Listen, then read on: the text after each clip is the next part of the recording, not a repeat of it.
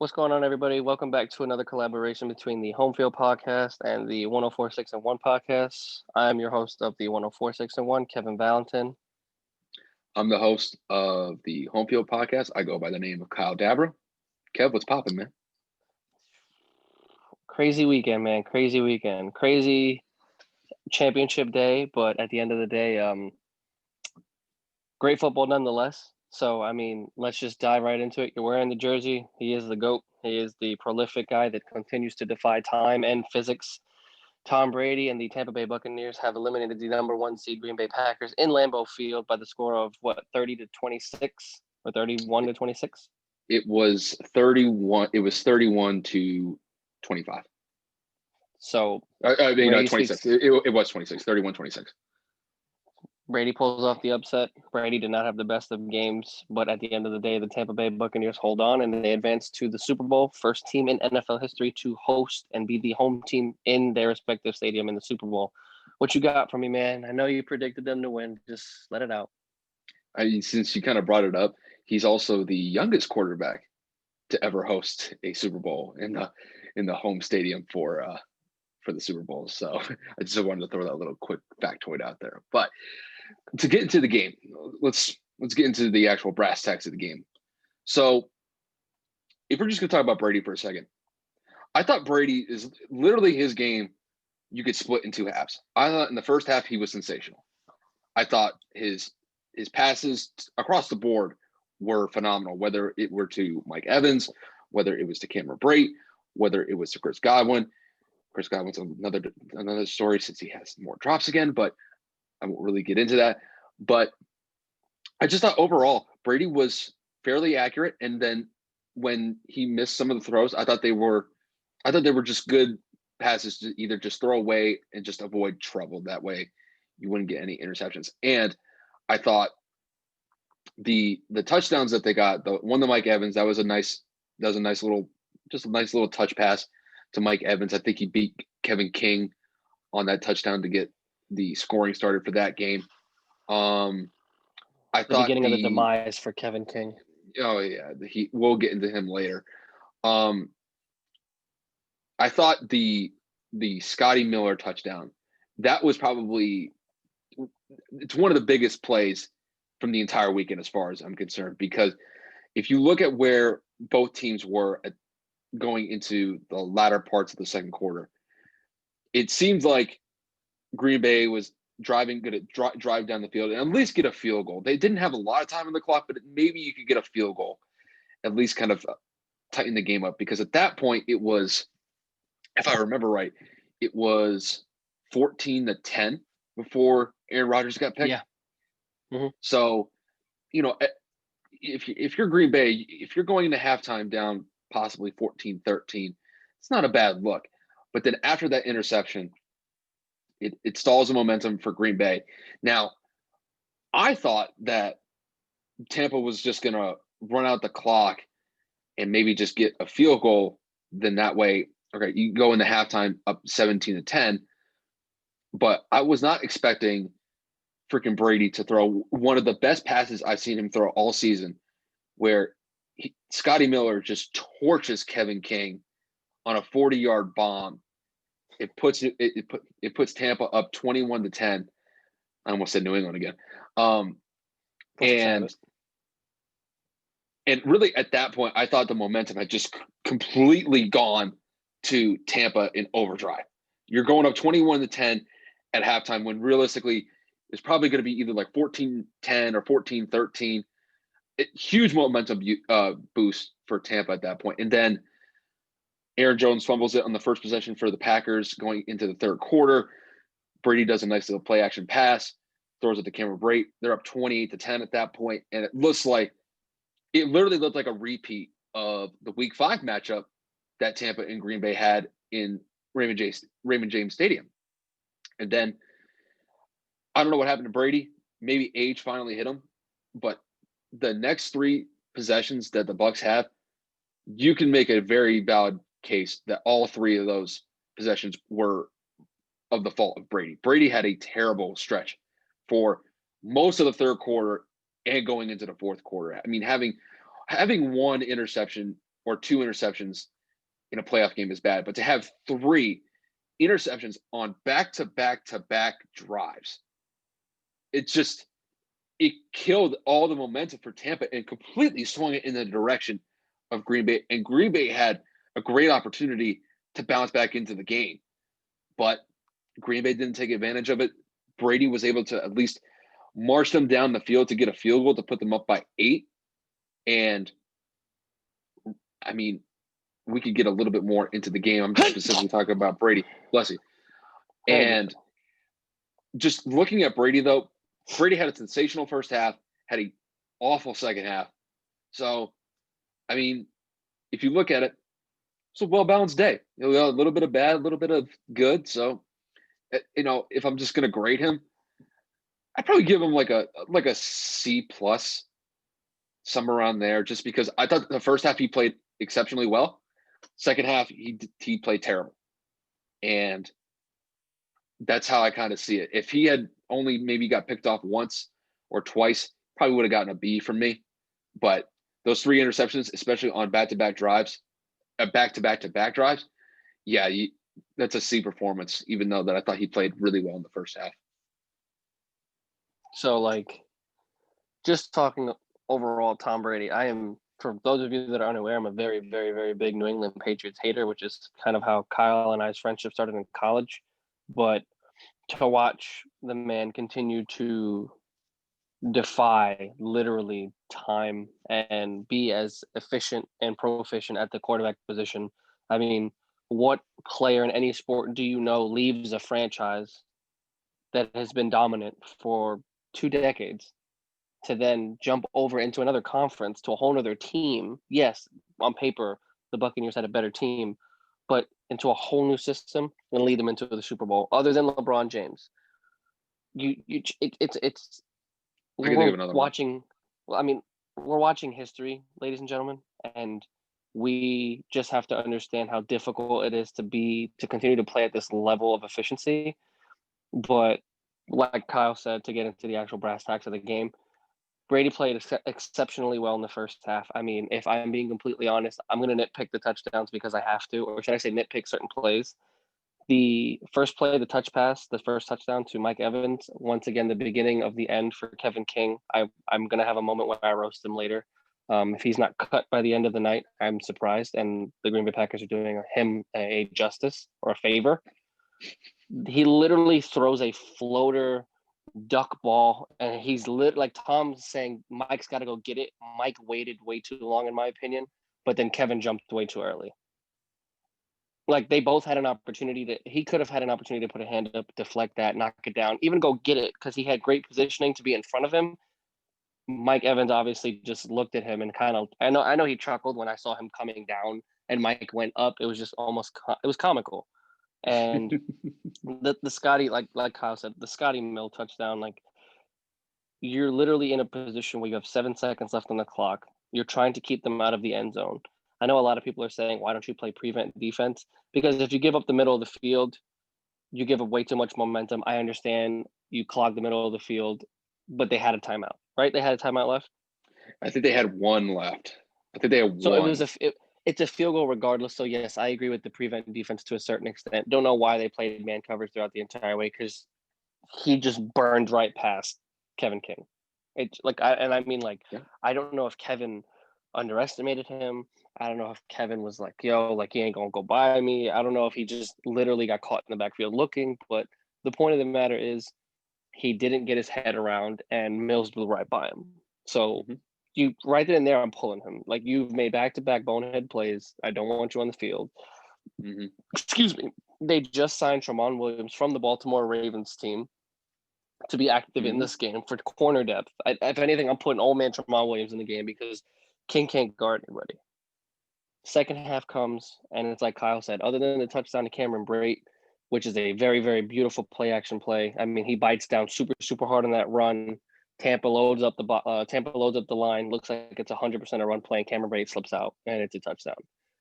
Tom Brady's 3 interceptions. Dive right into that really quick. The first one, Tom Brady tries to look off the safety, kind of stares at Mike a little bit too long. Safety comes over, takes that ball away. I get what he was doing. I get what he was doing. Trust me, I do too, but I don't know if that's a little bit of his ego still there, saying, "I can still fit this ball. I can still get this ball to my star player." If that's the case, you gotta lead him a little more to let Mike go up and get it because it was a little underthrown because the safety just cut the ball. Or throw a back shoulder. You could do that. But he's running inside to throw a back shoulder while Mike's in full stride. I mean, that's gonna be a hard play to go and get. I mean, Yeah. that again, I see where Brady was going, like you said, but at the same time, I understand that that probably shouldn't have been a thrown ball. You shouldn't have put that there. Second pick, Mhm. once again, I believe he was going to Mike again. It was a tip pass. It was way, way, way too high. Mike is 6'4", 6'5". Yeah. And if Mike is jumping in the air to full extension and he can't get it, that's how you know it's too high. Because Mike Evans, we all know, has amazing athleticism, and he usually goes up and gets balls like that. So that's Mhm. another area to throw by Tom. The third one, uh, what is it? Uh, Green Bay It was the brings yeah. some pressure. Yep. What was it? A corner blitz? It was either a corner blitz or they brought the outside linebacker on a blitz and nobody picked him up. And Brady legitimately panicked, threw it up in the air. He had a couple of those throws this year. I mean, I get it. He may have been trying to throw it away. He may have been just trying to make it just get out of his hands. Hopefully, someone goes and gets it. In playoff football, Tom Brady of all people should know you can't leave a duck in the air and expect it not to get taken away. Mhm. Back to back to back possessions, as you said. Yeah. But what did Green Bay do? Green Bay did go in and score 2 touchdowns throughout the integrity of the second half, but the amount of points off of takeaways, I believe, Kyle, correct me if I'm wrong, as you stated earlier, 6 points. Yeah. So if I remember the stats correctly, the Bucks, they had 2 takeaways on defense that translated to 14 points off of turnovers. And then Green Bay had 3 turnovers, all of them on the Brady interceptions, but they only got 6 points from those turnovers. So I can't understand in my mind how the MVP of the league, in my opinion, I would agree. I would hope you would agree in your opinion. he's the Aaron MVP this year. Aaron Rodgers is the MVP this year. Aaron Rodgers to go stagnant in the second half, or should I say stagnant in takeaway opportunities. Like he knows Yeah. he's home. This is his shot to go to the Super Bowl. You can't ask for a better second half. Tom Brady played like ass. Like the He Buccaneers did. as a whole He did. offensively played like ass. Yeah. And you I don't got even think three they had a picks, 3 golden I picks, know. and you got Yeah, it's 6 crazy. points. It's I mean, I could dive into Aaron Jones's fumbling, him not holding the ball. He fumbled in the first half. Thankfully, it bounced right into Robert Tunyon's hands to start the second half. I mean, I don't know how are you holding the ball to the point where the tip of the ball is sticking out of your arm? It's supposed to be tucked into your bicep, and it just I mean, I forget the name of this man. He was making plays all day. He ended up leaving the game. The safety for the Bucks. Yeah, Whitehead. Whitehead was White. making plays all day, got his head right on the ball and popped it right out perfectly. Great hit, great football play.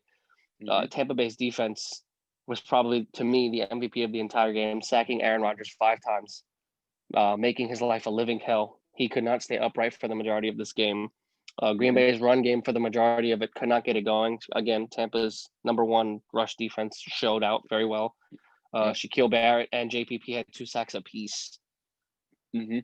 You can't say much better than that, man. Tampa's defense came to play. They've turned it on the last 2-3 games, and going into the Super Bowl, they are probably the second hottest team in football, right behind Kansas City, kind of steamrolling, and we'll get into that later. But Tampa deserves to be there, and Green Bay's got to really look back and say, what the hell happened here? Because they were in too many prime positions to either take the lead back or to win this game, and it didn't happen. Yeah, I really want to focus on the Green Bay perspective of this game. I guarantee you, everybody on that team, whether it's the players or the coaching staff, I guarantee you they are kicking themselves knowing how many opportunities they left out on the field, especially in the second half. I mean, like I said, it's one thing to get Brady once or twice with interceptions. They got him 3 times. And the and you only get 6 points off of those turnovers. I mean, we're talking about Aaron Rodgers here. Aaron Rodgers is pretty much recognizable. He's going to be the MVP this year. We pretty much all recognize and probably understand that. And they just could not get any drives going except for the one. They had one touchdown drive off of one of the interceptions, but that game was definitely there for them, especially after like the third one. You're only down by one possession at that point. And you get the third interception, and Tampa's defense, you got to give Tampa's defense a lot of credit. They end up getting a 3-and-out and completely stall. They stall the drive out, get a 3-and-out, they get the ball back. So it's like essentially nothing even really happened. All you did is kind of flip the field at that point. But looking at this game from Green Bay, just to dive into it a little bit more, their run game was largely ineffective pretty much all day. They got some decent carries from Jamal Williams a little bit. I thought Aaron Jones was largely a non-factor. If anything, he was probably more of a dud, more of a negative player for the overall performance just because of the fumble issues. He wasn't really able to get – he really couldn't get going in the run game. They didn't really utilize him in any sort of screen plays or doing a check down play to him. So he was largely he left the game with a ineffective. chest injury after the fumble, he got cracked on that one. So he had to take some chest time. Injury, your pride, whatever. You go pop a squat next to me because you ain't playing anymore. I don't care. So just the best way that I can sum up just Green Bay's day is just missed opportunities. They had so many chances to go out and win the game. And I remember we were texting each other back and forth about this game. And I remember after the third interception, I was telling you, it was like, dude, they should be winning right now. Like, Brady's giving them golden opportunity to go get this game. And they're not taking full advantage of it. They're not capitalizing on it. And look, even with all that said, they get down to the 8-yard line at the end of the game with about 2.5 minutes left. And there was one play in particular where Rodgers is stepping up into the pocket. It looks like he's about to rush forward. And then before he hits the line of scrimmage, he ends up throwing it. I forget who he was trying to target on that play. Devontae Adams. And it ended up as an incompletion. But almost an interception. But I look back at that play and think, had Rodgers kept the ball and ran for it, I don't know if he would have gotten a touchdown. He would have gotten close, though. If anything, it shortens the down and distance for third down. And shortens it for fourth because they went for the field goal. That was on third down? Yeah, it's 4-down territory to me, no matter what. But at that point, going for it on fourth down from the 2 or 3 yard line is a lot better than going for it on the 8-yard line. And look, I know a lot of people are going to criticize Matt LaFleur for going for the field goal in that position. Listen, I'll tell you this. So there was a time ago, this was maybe about 4 or 5 years ago, where the Patriots were going up against the Broncos. It's a very similar situation where the Patriots were down by 8 with a few minutes left in the fourth quarter. In the same position, they end up going for it to try to get the lead cut from 8 to at least 6, if possibly 8. They end up not getting it, and they don't get any points out of it. However, the defense for New England was able to stop Denver on their next possession, and they got New England and Tom Brady the ball back. Brady leads them down the field. They get a touchdown with about 30 seconds left. They end up not converting on the 2-point conversion, and then Denver ends up winning the game 20-18. Had New England gone for that field goal and get the field goal, it would have been 20-15. They give their defense a chance to stop Peyton and Denver, and then they march down the field possibly to win the game. That's what I kind of think Matt LaFleur was thinking, because let's be honest here for a second. I know Green Bay's defense was horrendous in the first half, but they balled out in the second half. They got 3 turnovers. Lights out for sure. They were able to get pressure. They really only held Tampa to 3 points because, by and large, that touchdown that they gave up is because the offense spotted them on their own 10-yard line. Like, at that point, it's like a walk-in touchdown for Tampa. You're going to get at least 3 points out of that drive, and then they were able to get 7. other than that, Green Bay only gave up a field goal after that. So Green Bay's defense, I know people give them a lot of grief over the years, but they stepped up in the second half and they gave Aaron Rodgers a bunch of chances to get back into this game and potentially, win the game or lead the game at certain points in the game. Just didn't happen. And listen, like I said, a lot of people can criticize Matt LaFleur for kicking the field goal because Brady and the offense for Tampa ended up running out the clock. But I get what he was doing. And I think he had faith in his defense to go get a stop. They didn't. And that one pass interference penalty really set them, pretty much ended the game as far as I'm concerned. And then I remember I think Chris Godwin ran like a little sweep to get a first down to ice the game with about like 40 seconds left. So here's my biggest thing. I'm a fan of that team right there, right?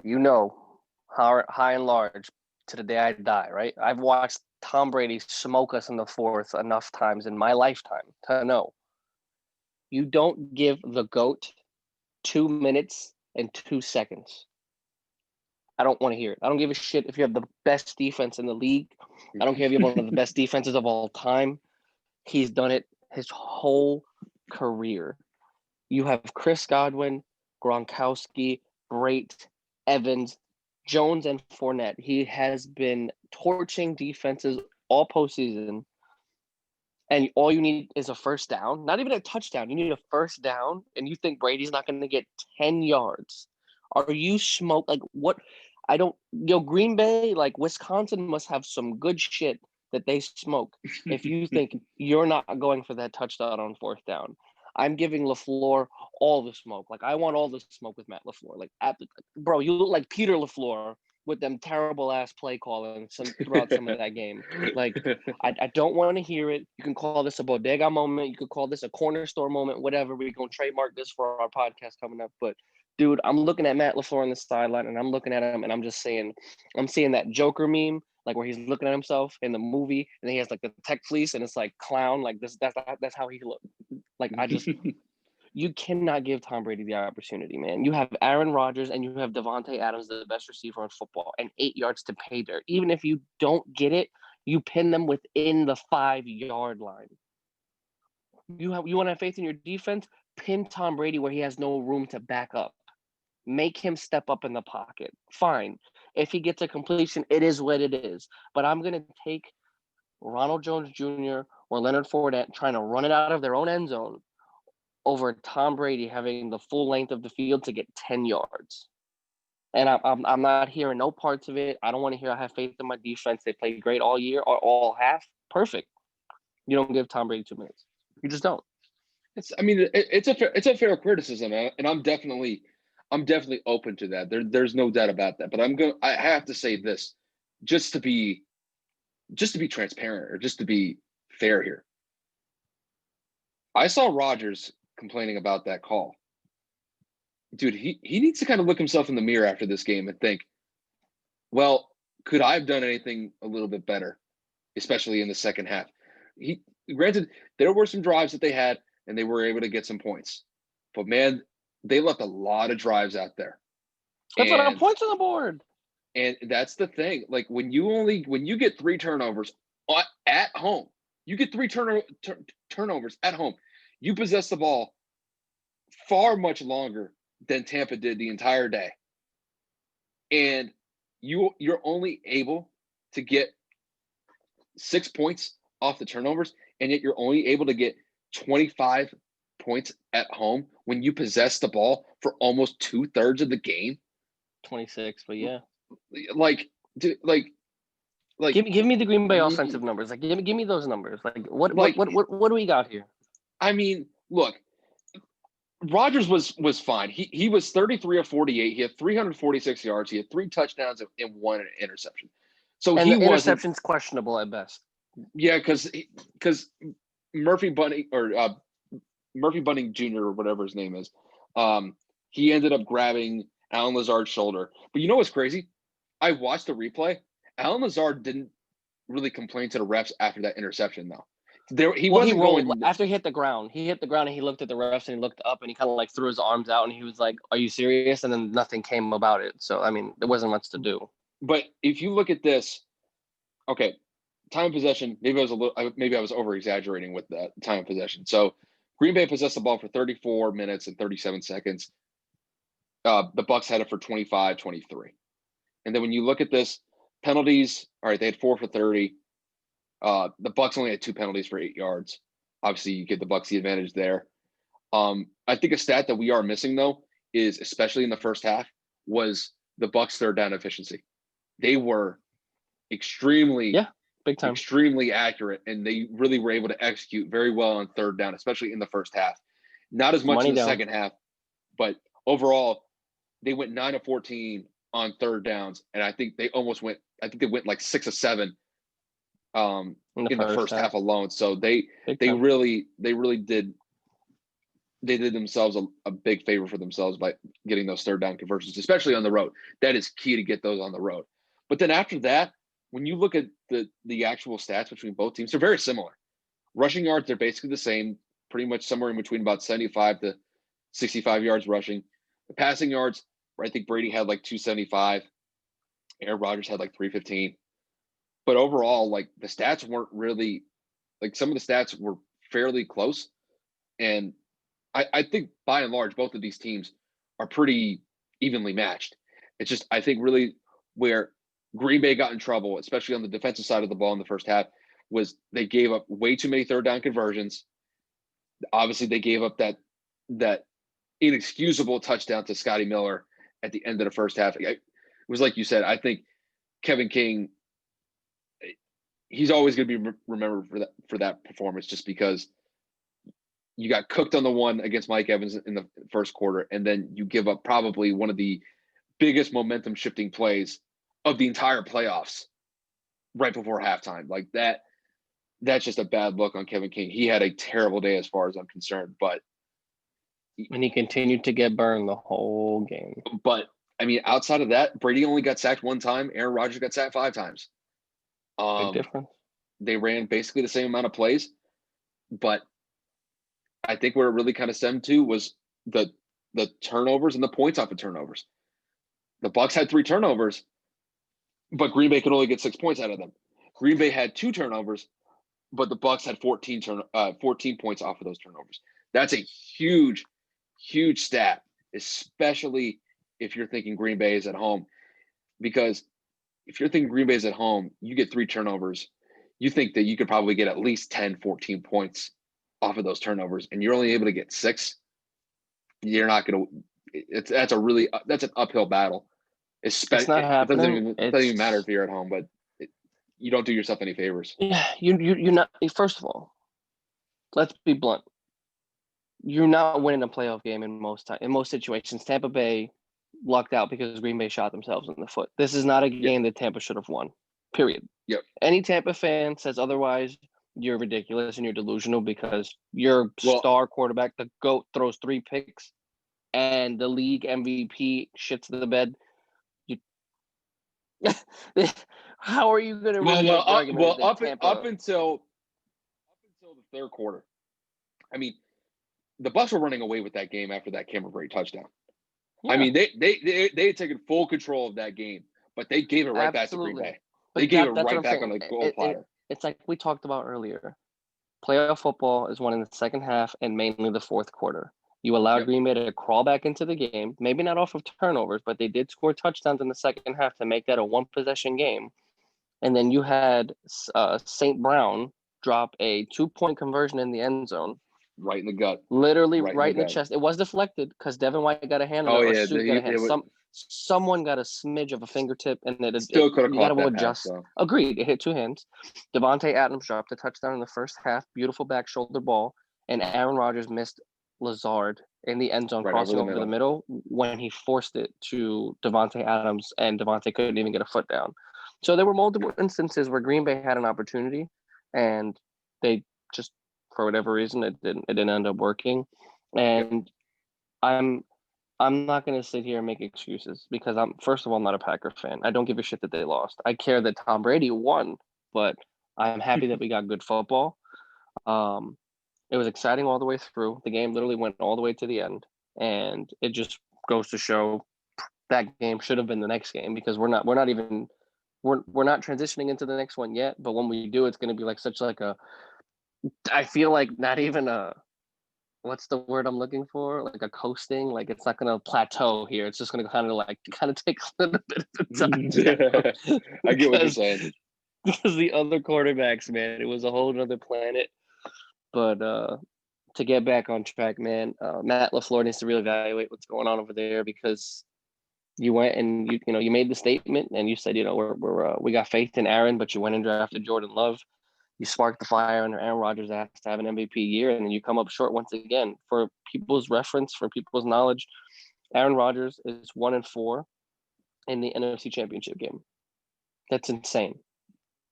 And Tom Brady is 10-4. And Kyle, what are those interesting numbers that we were talking about moments before we started? What are Tom Brady's numbers in all conference championship games? What do we have here? What are those? What's that key factor right there? Well, the key factor is wins.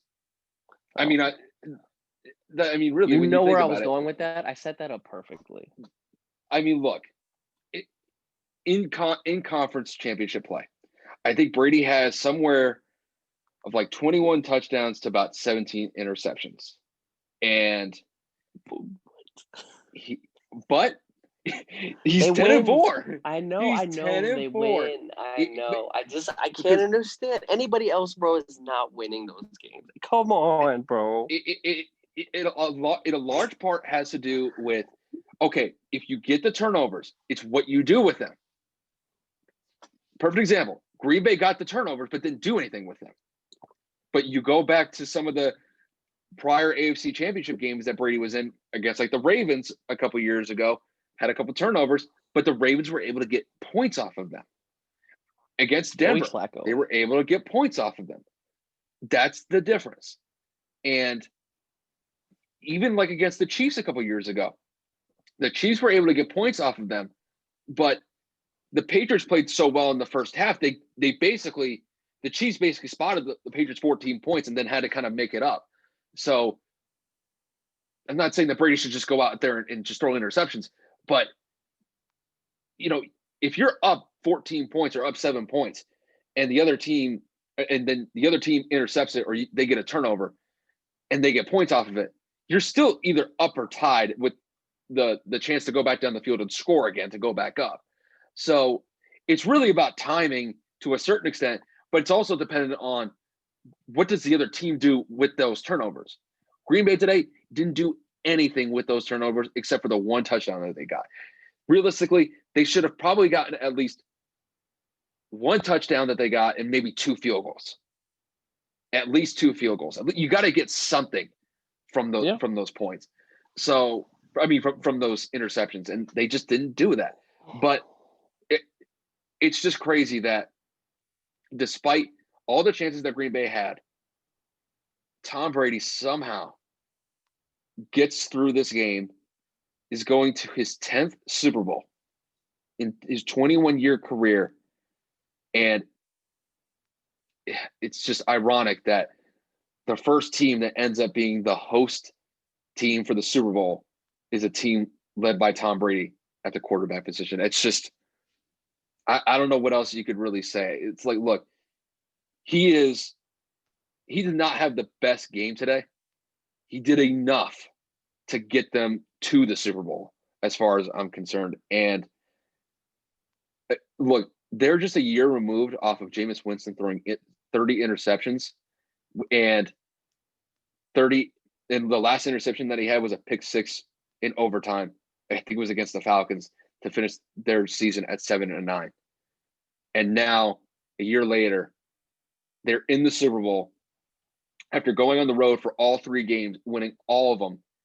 And now they have an opportunity to play at home to win the Super Bowl. It's just, it's mind-boggling to me. And I know we've definitely given Brady his praises. I know you've done it begrudgingly, but it's incredible that wherever this guy goes, he's back in it again. I just don't know what else to say. I'll let you have the floor. I mean, let's just be frank. I don't fucking enjoy this. I have but I have to be honest. It's history, man. It's the same thing. I didn't like LeBron James. I'm not saying that I like him, but you have to respect what you're witnessing, man. Like, we're gonna be able to tell our kids we saw the greatest quarterback and basketball player, arguably of all time. I understand your stance on the LeBron thing, but it's the point. Two of the greatest athletes in history are playing in our generation right now, and it's incredible if you really think about it. Because his first year, Tom didn't really play. Half of Tom's career have ended in a Super Bowl appearance. It's crazy. Absolutely fucking wild to me in the sport of football, with how actually technically less, because he missed the season because of his ACL. So Yeah. more than half of his seasons played, this man's gone to a Super Bowl. It's crazy. Now, stat fact for you. Go ahead. Tom Brady is one of 4 quarterbacks to have appeared in a Super Bowl for multiple franchises. Mm-hmm. Yep.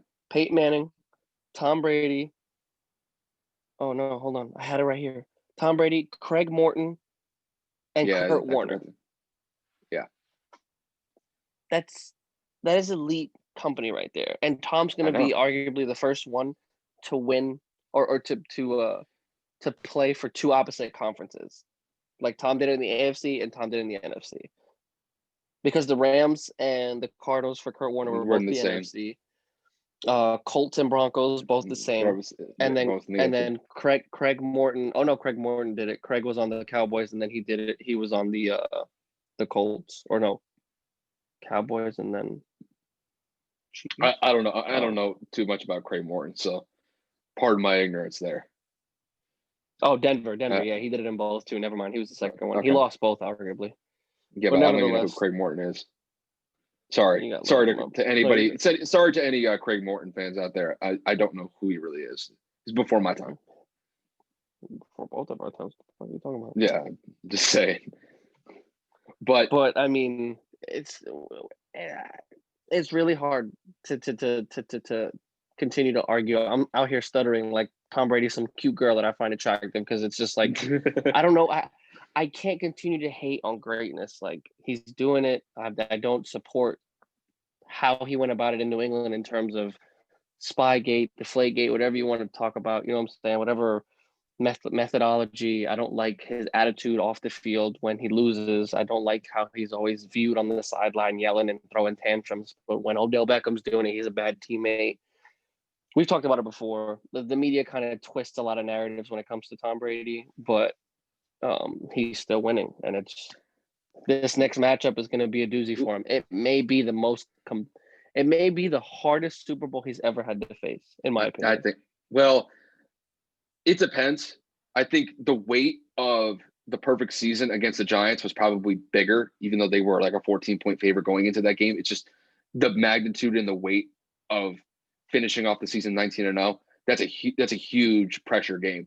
This one, I think, is going to be a far more difficult game, just because you're going up against arguably probably the greatest, youngest quarterback we've ever seen in the league so far. I mean, he's off to, like, Patrick Mahomes is just an absolute monster.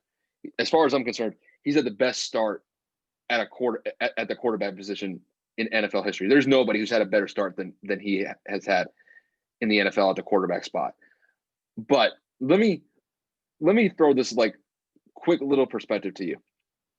Do you remember a few years ago when Max Kellerman went on First Take, basically like on his first day, and said that Brady was going to fall off a cliff? Oh my God, we're on in Cincinnati. That game, that take. No. That was a different one. That was a different one. This was later. That on to Cincinnati was in 2014. The Max Kellerman take was in 2016. What embarrassing loss did you take after that? There was he said it, like he said that after another game, like that. No, like that loss to Kansas City. I think he said that during the off season.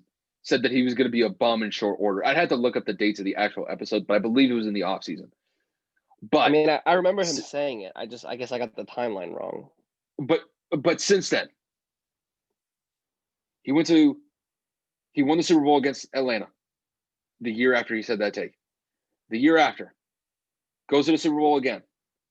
They lose to the Eagles. It was a Philly. Yeah. The year after Shout that, out to Bay. they go to the Super Bowl again. They play against the Rams and they win it. Rams. Oh God, the Super Bowl is so boring. So the year after, they end up losing in the wild card round to the Titans.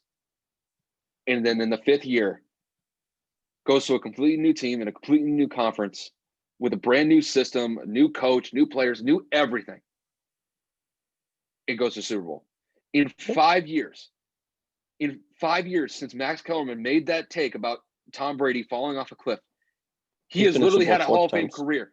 He's literally had a Hall of Fame career in 5 years.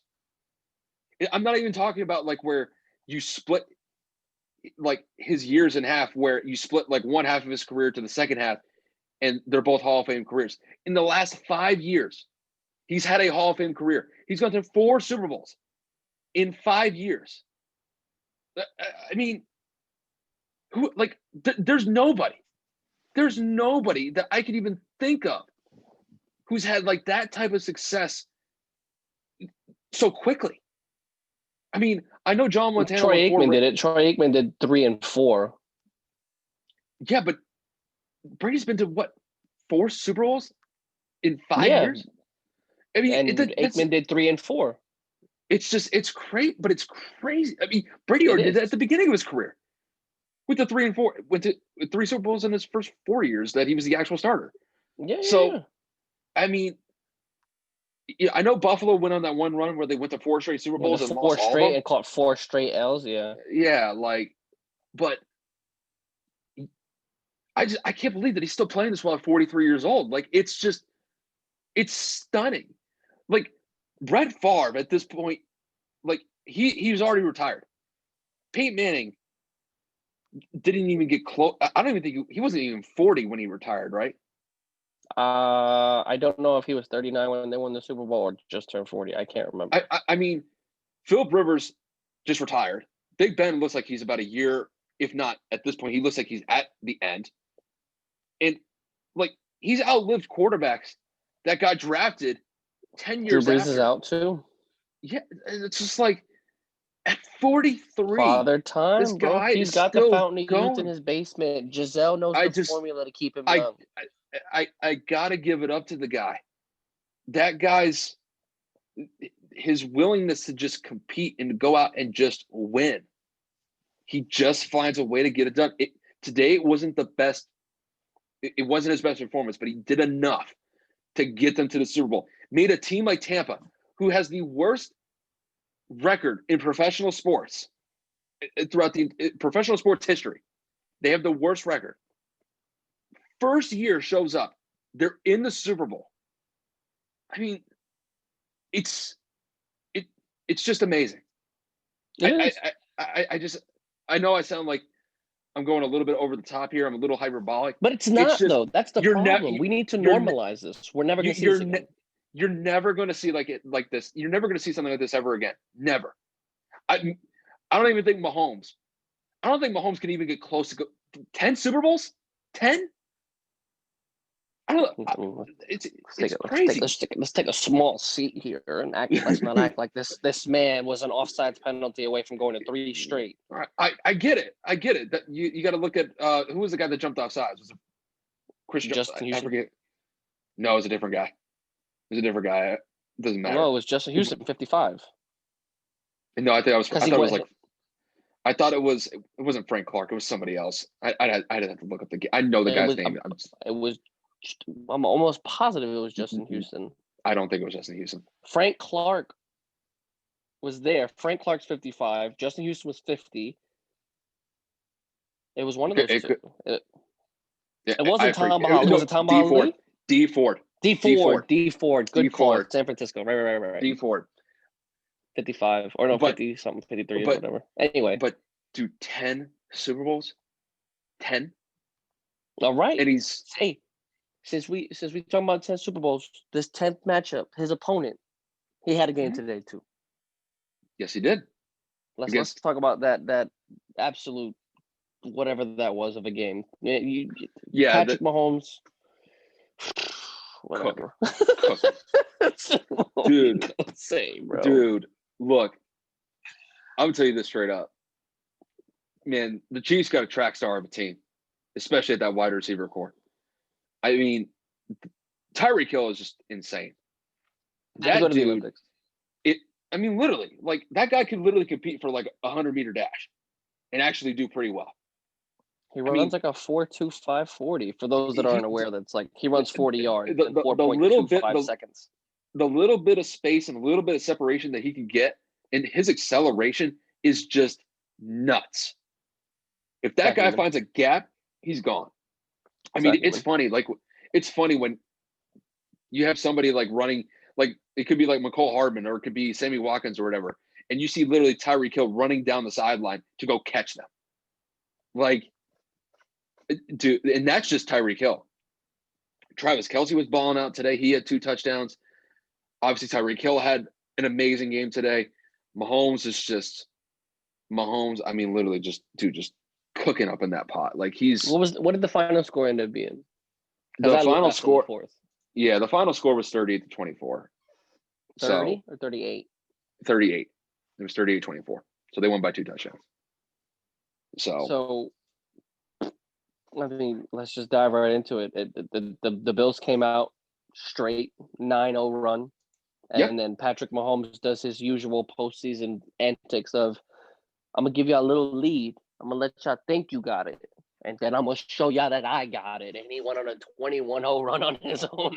Just from that point on, the dynamics of the game changed. The Kansas City Chiefs ran away with it. As you heard, the final score being 38 in garbage time. It was 17. The Bills ended up scoring late in the 4th and recovered an onside kick. So they did end up making up a little bit of the points, but it could have been a lot worse. Pat Mahomes was lights out, man. Give me those numbers, man. What do we have today? What were those stats for Patty and the boys? Well, Mahomes went 29 of 38. He had 325 yards, had 3 touchdowns. The running game was actually kind of funny because McCole Hardman on 1 carry had 50 yards. And he was actually the leading rusher at a certain point until Darrell Williams got a touchdown late in the second half. But it was crazy. For the most part of the game, McCole Hardman was the leading rusher after he got a 50-yard rush. Just looking at the receiving aspect of it, I mean, Tyreek Hill was an absolute monster. He had 9 for $172. Travis Kelce, you could even make a case that he was better. 13 catches, $118, 2 touchdowns, and then Byron Pringle had 3 catches for 22. But really, it was Travis Kelce and Tyreek Hill running the show. Offensively for the Chiefs, almost had about 450 yards total offense, 325 through the air, 114 on the ground. And I mean, they had 29, they almost had 30 first downs today. They were 6 of 10 on third down efficiency. And they only had 3 penalties for like 32 yards. So, and I think Patrick Mahomes only got sacked 1 time. So I'm going to just ask you straight up. Mm-hmm. What did you see from Buffalo today? Like what did you not see? Because Stephon Diggs was basically a non-factor up into the 4th quarter. The lights finally got too bright for Josh Allen. That's what I saw. There were a lot of times that he was really thrown off by what KC was throwing at him defensively. KC really went after him at certain points. They really kind of loaded the box, and if they didn't bring pressure, they at least showed it at the line of scrimmage before the play. They really got after Josh Allen because there were a bunch of times where Josh Allen literally had to run out of the pocket for 5 to 6 seconds just trying to evade pass rushers for most of the day. And granted, I know they had a good start. They were up 9-0. And then freaking Mahomes just lit it up in the second quarter. Yeah, so I really think at like that point when the Chiefs went on that run, I think it really threw the Bills in for a loop. There was a point in time before the end of the first half where they were down 21-9. And the way that I was thinking the game was going, the Bills were inside the 10-yard line, and I thought that they were going to go for it on fourth down to possibly get a touchdown. So instead of being down 21-12 at halftime, you could potentially be up. You could potentially only be down 21-16, 21-17 going into halftime. They end up settling for a field goal, 21-12, and then right after halftime, KC gets a field goal. Now it's 24-12. So it's tricky, but the Bills had ample opportunities to score touchdowns. They had, I believe they had 3 or 4 trips into the red zone today, and only one of them resulted in a touchdown. The other 2 or 3 ended up in field goals. So kind of very similar to the Packers. The Packers had red zone opportunities. They just couldn't capitalize on them. Same thing with the Bills here. The Bills had ample opportunities to get touchdowns, but give credit to Kansas City's defense. They showed up and they bent, certainly. They certainly bent in this game, but they did not break. And really, I thought the pass rush really got to Josh Allen today. He threw one interception, but I'm not really going to put that on Allen. I thought it was a good pass to receiver. I forget who it was. It could have been McKenzie. Hit him right in his hands, went right through his hands, and then it just ended up in the corner's hands for Kansas City, and then they took it back like 20 yards after that. So, and that interception I thought really ended the game for Buffalo, just because at that point it was already a 2-possession game against Buffalo at that point, and then I believe Kansas City scored a touchdown after that. So, I mean, it's Kansas City. You know, Buffalo gave them a good run, but I mean, you're going up against Patrick Mahomes. I mean, that's a pretty tough ask going up against that. It's no joke. There's only been one guy that's gone in there at an AFC championship and beat him and barely did it, and that was Brady. So, yep. It's I don't necessarily.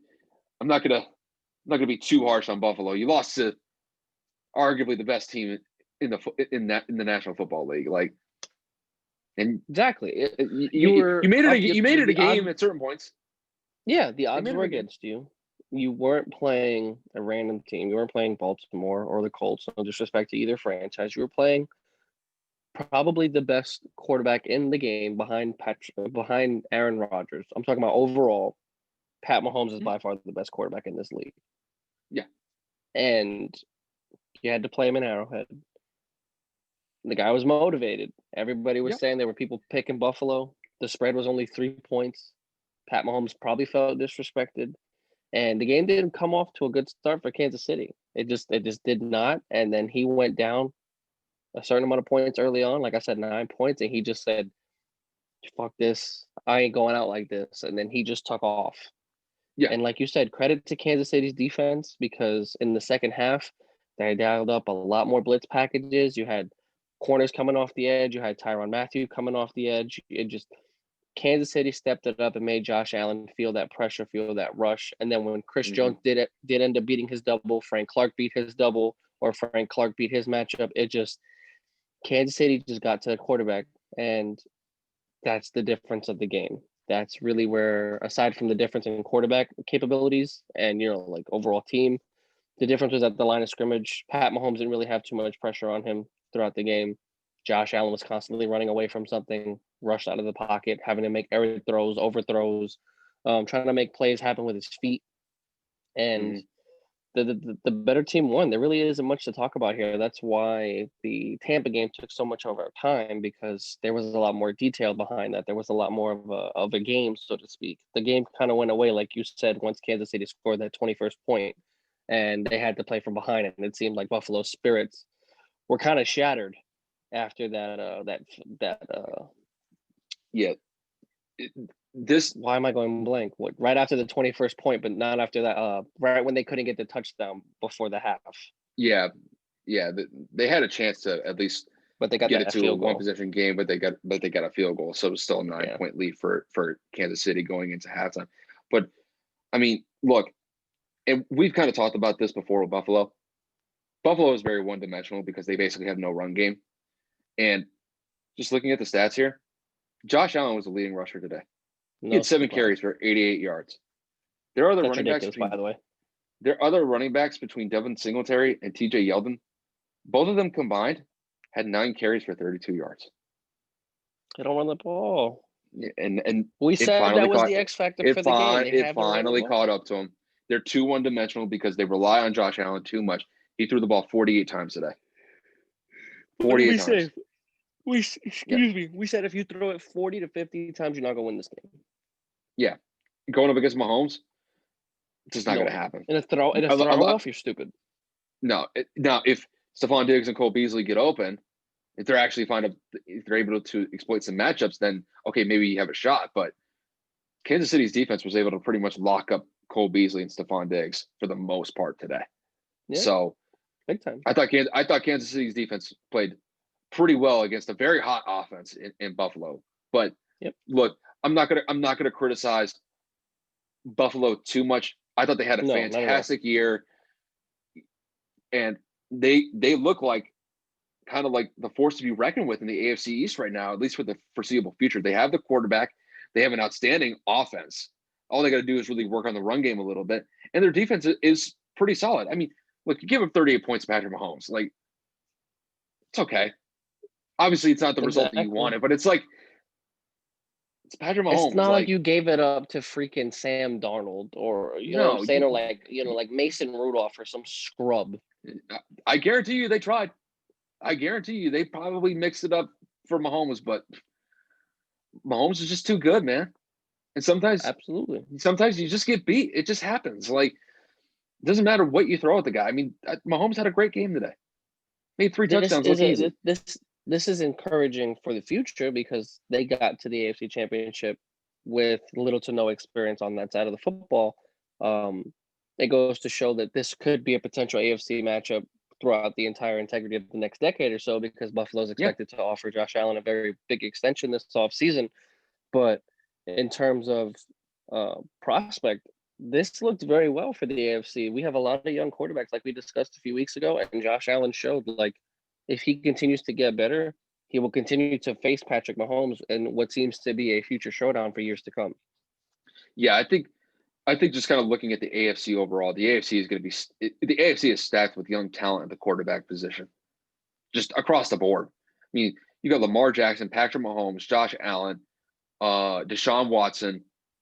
I mean, and then you got Justin Herbert, Joey Burrow, Justin Herbert. Yeah, I mean, it's all over the place. Baker Mayfield. The talent across the board at the quarterback position for young quarterbacks in the AFC is just off the charts. So, but like you said, I think the Bills are in great position for the future. I think obviously that they can take this as a learning experience. Obviously, it sucks because you were 1 game away from the Super Bowl, but I think if they're able to develop a competent run game, I think they'll be fine. It's a whole different team. You got play action. You have time of possession. You give your defense more of a time to rest. Your offensive line is more in tune to the game because they're run blocking. They're not just sitting back and pass blocking for you. Exactly. You know, it changes the entire dynamic of an offense when you have a good run game. And I think that once Buffalo figures that out, they need to have a balanced offense. It'll change Josh Allen's career for the better. And he'll start to realize, like, I don't have to do this 50 times like Andrew Luck did a lot of times early in his career. Yeah, exactly. But I think before we wrap this up, I just want to kind of just throw out a quick question here. So we've got the Super Bowl matchup set between the Kansas City Chiefs and the Tampa Bay Bucks. What are just your – I'm not even asking anything about like a prediction or anything like that yet. But just what is your first impression about this game on paper 2 weeks from now? History. One word. You have the greatest to ever do it versus probably the most electrifying up-and-coming player we've ever had. Can Brady get 7? Can Mahomes be the first to repeat since Brady? I mean, we were excited about the headlines of Rodgers and Brady, but I think that this headline surpasses that by tenfold. Excitement and history are the words that I think of. This game,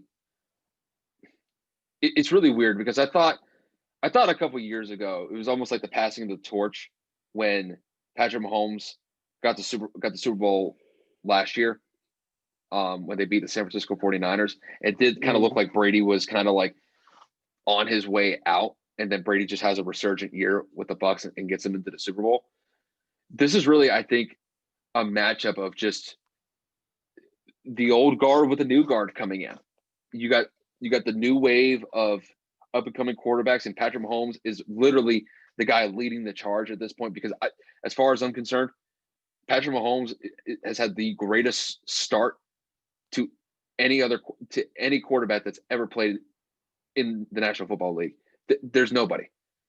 Statistically and potentially championships as well, he could potentially win 2 Super Bowls within the first 3 years of being a starter. The only other people that I can really think of, really the only player I could think of something like that was Brady. But Brady was nowhere near the level of what Patrick Mahomes is right now. Patrick Mahomes is clearly the I don't want to say the most you can make a case that Rodgers is still more talented, but I just think the explosiveness that he brings, especially for Kansas City, is unlike anything that I've ever seen. And you're going up against a guy who has been a prototypical pocket passer his entire career, and yet continues to defy Father Time and finds himself in another opportunity to win a Super Bowl, going up against a guy that is basically going to be the face of the NFL once Brady leaves. It's just, I think it's going to be a great game. Obviously, we'll probably dive into it more than once over these next couple days for this week, and then going into next week as well. So, but just looking at this game on paper, I think it's going to be just a monumental game as far as, like you said, the historical ramifications for this game, I think, are just off the charts here. You got Patrick Mahomes, like you said, possibly getting back-to-back Super Bowls, first team to do that since the 2003-2004 Patriots. And then you got Brady on the other side, potentially going for his seventh Super Bowl in 10 tries.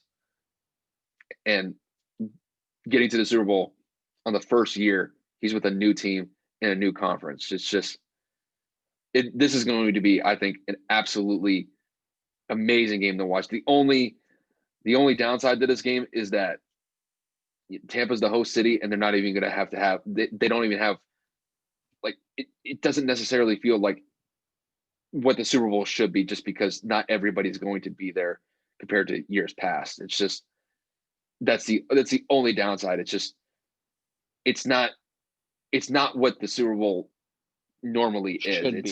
It's a little bit less, just because you don't have the entire stadium just packed with fans, and you don't have the whole lead up to the Super Bowl this year like you do typically in years past, just because of COVID this year. So that's the only downside to it. But as far as the matchup between both teams, it's going to be an amazing game as far as I'm concerned. Can't wait to run our predictions, run our statistical analysis behind it all. We got plenty of content for you guys coming up, but this game, just like how I said, on paper, it's for football enthusiasts, for sport analysis people, this is like Thanksgiving right now. This kind of game could be one for the history books. At least I hope so, man. If we get a shootout, I'd be happy as a pig rolling around in fresh shit, bro. I'd be so excited. I don't even, like, look, for me, like, obviously, I mean, look, I'm still a diehard Brady fan. Just give me a good game. Just give me a good game to where we'll be talking about this for years to come. Yep. Brady wins, great. If Mahomes wins, so be it. I'm fine with that. Mahomes is one of the best players I've ever seen play the quarterback position. Mahomes win that, he totally deserves it. Totally. Other than that, I mean, anything left? Any final words? Any Anything you That want to share with the audience? that's pretty much it. It was a great day for football as far as I'm concerned. I thought both games were entertaining. I thought the Green Bay Tampa game was a little bit more entertaining, but all in all, I thought it was a pretty solid day for football, is the way that I see it. Yeah, well, couldn't agree more. Kevin King, hopefully you have a job come next week. I don't think you will, but we'll figure it out. Other than that, guys, we Get a bed. appreciate you for we appreciate you for all the love and the support that you guys have shown us over the last couple of weeks since we have been collabing so frequently. As we had stated last week, the new podcast is still in the works, and we cannot wait to get more content out for you guys. So we hope you guys have a great rest of your week, or a great start to your week, should I say? And let's go, Chiefs! I got the Bucks. Go Brady. Yeah, we're well aware. Yeah, no. All right, you guys, take it easy, and we'll see you guys later. Bye, guys.